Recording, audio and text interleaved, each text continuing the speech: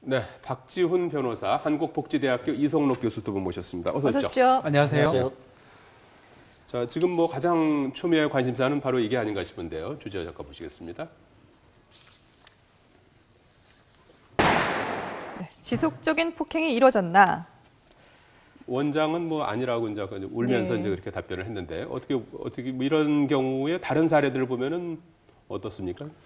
사실은 뭐 원장님 말을 그대로 좀 네. 믿고 싶지만은 네. 현실적으로는 뭐 이런 폭행이 그냥 일회성으로 나타나서 이런 문제가 불거졌다고 보지는 않고요. 네. 또 비디오 이 영상을 봤을 때도 그 반복됐다라고 하는 그 흔적은 그 아이의 태도에서도 여실히 나타나거든요. 그렇죠. 예. 원장이 몰랐다 그러면 또 몰랐다라고 하는 다른 문제가 발생할 수는 있겠지만은 네. 이건 뭐 일과성은 아닌 것 같습니다. 뭐 보면 이제 애가 맞자 말자 이렇게 울지도 않고요. 바로 그 자리에 돌아가서 이렇게 행동을 하고 중요한 건 옆에 이제 그 친구들이죠. 네. 그 아이들은 무릎 꿇고 다 앉아 있습니다. 그런 거는 한 번이 아니고 상습적으로 반복됐기 때문에 학습된 게 아닌가 그렇죠. 이렇게 네. 비춰집니다. 그렇죠.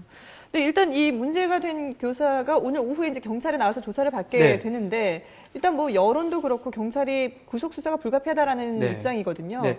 폭행 혐의로 구속이 되는 건가요? 아닙니다. 폭행 중에 이제 아동복지법상의 아동학대죄라는 범죄가 아, 있습니다. 예. 네. 이제 아동의 어떤 정서적이라는 신체적 발달에 가혹행위 하는 경우인데 이 아동학대죄 같은 경우는 폭행보다 좀 강범위한 겁니다. 네. 잠을 안 자게 한다든지 뭐 먹는 걸 안 준다든지 이것도 학대죄에 포함되는데 예. 이 경우는 지금 아동에게 어떻게 엄청난 상해를 가한 것 같거든요. 네네. 어떻게 보면 힘이 맞지 않지 않습니까? 예. 때렸는데 무슨 격투기 하듯이 이렇게 날아간 정도로 힘을 썼기 네네. 때문에 아동 학대죄로 이렇게 조사를 받고 아마 구속영장 청구하면 발부가 되지 않겠나 생각이 듭니다. 예.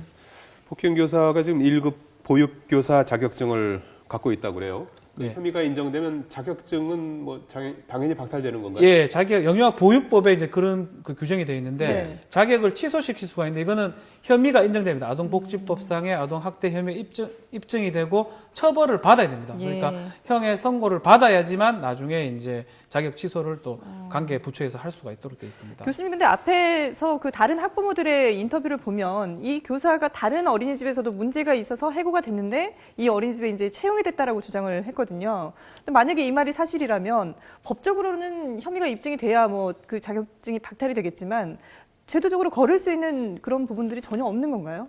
이제 이게 좀 심각한 제 문제의 그 어떤 중요한 하나의 뭐라고 그러나 실마리가 될 수도 있고 또 네. 원인이 될 수도 있는 그런 건데요. 이제 인성에 대한 문제가 지금 뭐 심각하죠. 이제 예. 이런 문제가 제기되어지는데 그러면 과연 이제 채용할 때 인성을 평가해서 바람직한 인성을 가진 분을 우리가 선생님으로 모셔야 되는데 네. 그런 방법이 있느냐 하는 문제가 나타나는 거죠. 네. 예.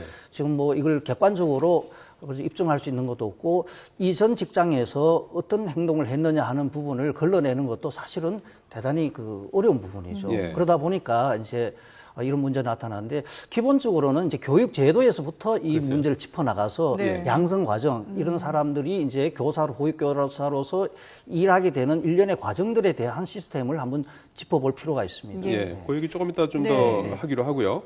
이 좀 조금 전에 원장은 울면서 인터뷰한 내용 보셨는데 문자 메시지 보낸 내용이 좀 논란이